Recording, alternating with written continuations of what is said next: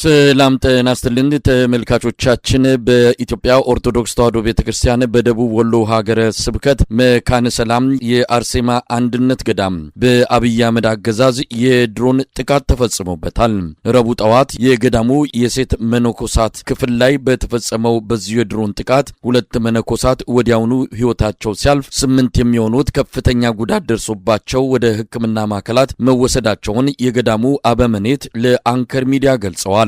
እድሜያቸው በ20ዎቹ ውስጥ የሚገኙና ዓለም በቃኝ ብለው የመነኑ ሴት መነኮሳት በዘውትር ሃይማኖታዊ ተግባራቸው ላይ እንዳሉ ነው የአብይ አህመድ ድሮን የመታቸው።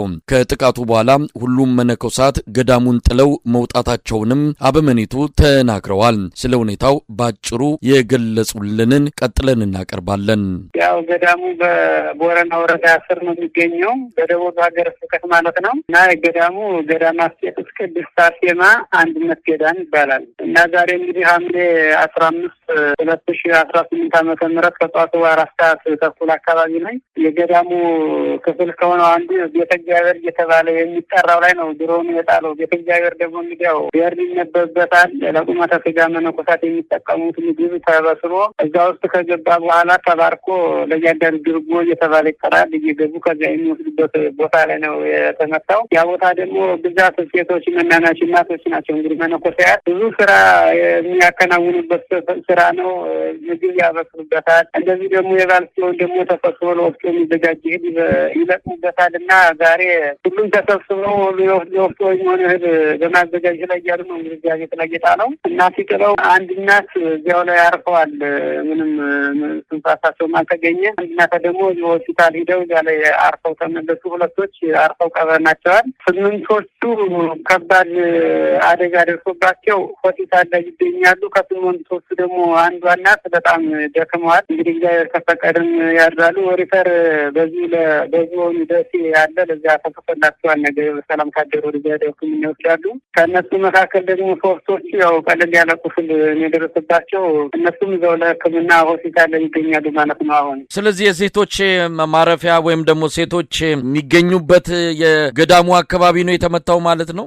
የሴቶች ባስ ይባላል። የክርስት መኖሪያ ግቢ የወንዶችና የሴቶች በገዳም ስራ ተለያይቶ ነው እንትን የሚለው እና ድሮኑ ጣለ ከሴቶች ግቢ ነው። ከሴቶች መኖሪያ ባስ ወይም ከመኖሪያ ቤታቸው ግቢ እዚያ ውስጥ ነው እንግዲህ ስራ የሚከናውኑበት፣ ምግብ ከሚያበስሉበት፣ እህል ለቅሞ ከሚያዘጋጁበት ላይ እዚያ ዋናው ስራ መስሪያ ቤታቸው ላይ ነው የጣለባቸው ማለት ነው ድሮኑ እና ቤተ እግዚአብሔር እየተባለ የሚጠራውን ቤቱን ሙሉ በሙሉ ያዘጋጅ አፍርሶታል። ቤቱን ድምጽ ሰምታችሁ ነበረ?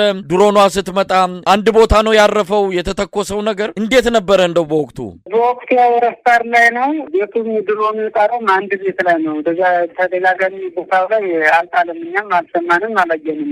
መጣ መነኮሳት ከሚሰሩበት ቅድም እንዳልኩ ስራ ከሚሰሩበት ላይ ተሰብስበው ሲሰሩ በነበረበት ላይ እዛው ላይ ነው እንግዲህ ጥሎ አድርጋ ያደረሰው እንጂ ተደጋጋሚም አልጣለም። እዛ ገዳሙ ክልል ውስጥም አንዱን ቤት ብቻ ነው አፍርሶት ይሄዳል። በአካባቢ የሚረዳ መቃብር እንኳን ቆፍሮ ሞተቷ የሚቀብር ሰው የሚረዳ የለም እና የተደወለልኝ ምንድነው ቢያንስ ያው ሁሎችም እንደተጎዱና እንደዚህ የሚቀብር ወይም ወደ ሕክምና የሚወስድ ሰውም እንዳፈላልግ ከላይም ከሀገረ ስብከትም በቤተ መንግስትም በኩል ሊሆን እርዳታ አጠያቄ ትራንስፖርት ስለተዘጋ ትራንስፖርት እንዲከፈትና የቀሩት በቶሎ ለሕክምና እንዲደርሱ የሚል ጥያቄ ነው ለኔ የቀረበልኝ።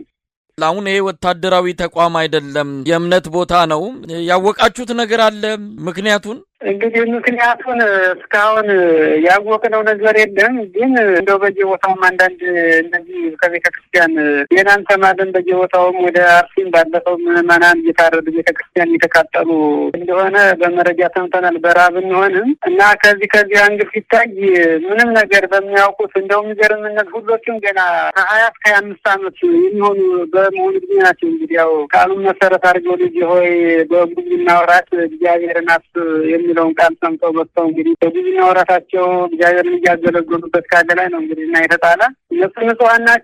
ወንዶች መነኮሳት ዝም ነገር ነው እና ከዚህ እንደ ግል ስመለከተው እንግዲህ ቤተክርስቲያን ላይ ያለ እንደው ታሰኑ የተላከ ነገር ይመስለኛል እንጂ ከዚህ እንደው ምንም ሌላ ትርጉም ሊሰጠውም አልቻልኩም እስካሁን። እንደው አባታችን እንደው ገዳሙ በትክክል የት ነው የሚገኘው?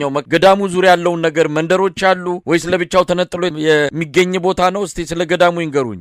እዚህ ያለንበት ገዳም ሁለት ገዳማት ይገኛሉ። በጎጃምና በወሎ መካከል አባይ ድልድይ ያለ መስኛው የጎጃምን ምድር እየዞረ ነው የሚሄደው እና ጎጃምና ወሎን የሚያገናኝ ድልድይ አለ። በመካከል ተሻግሮ ደግሞ ድሮ ፋኖ ከመነሳቱ በፊት አድማ ብተና የነበረ ካምፕ አለ። ትራንስፖርት አገልግሎት ስለነበረ ቀረጥ ሊቆርጡ ነበረ። ይሄ ደግሞ የተቋረጠው መቼ ነው? ከአምና ከመጋቢት ጀምሮ ከመጋቢት 2017 እስካሁን ባለው ነው። እንግዲህ በዓመት ከስድስት ወር አካባቢ ሆኖታል። የትራንስፖርት አገልግሎት ተመርጦ ለማርያም መካነ ሰላም ትራንስፖርት አገልግሎት ስለተቋረጠ ፋኖች አካባቢ አይገኝም። አሁን እንግዲህ በአሁኑ ሰዓት ማለት ነው እና ከፋኖ እንትኑ ጋር የሚያገናኘው ነገር የለም።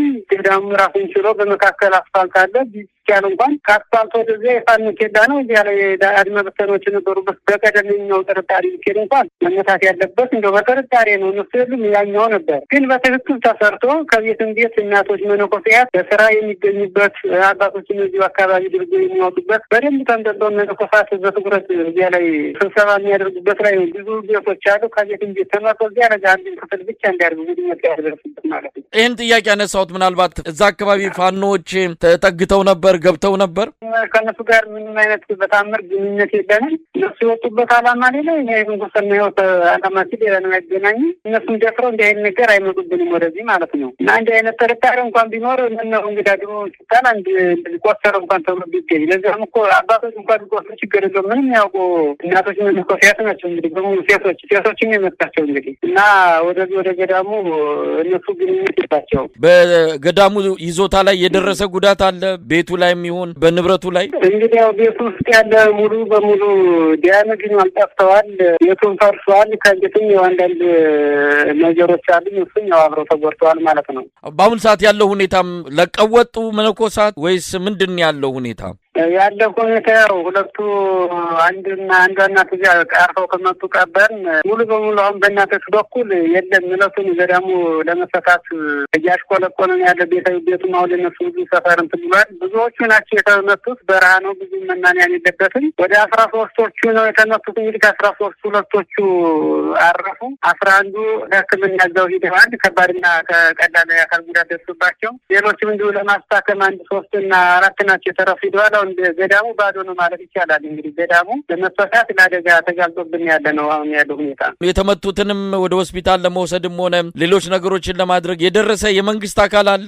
የለም፣ የመንግስት አካል የደረሰልን የለም። ምን ማለት ይቻላል? አባታችን እንግዲህ ሰላማዊ ተቋም ነው፣ ገዳም ነው። ይህን ዓለም የተጠየፉ በሃይማኖታዊ ተግባራቸው ላይ ያሉ እንግዲህ ይህ አደጋ የደረሰባቸው ምን ማለት ይቻላል? እንደው ምንድን ነው የሚባለው? ይሄ ነገር ተደጋጋሚ ነው፣ በየጊዜው እንሰማለን።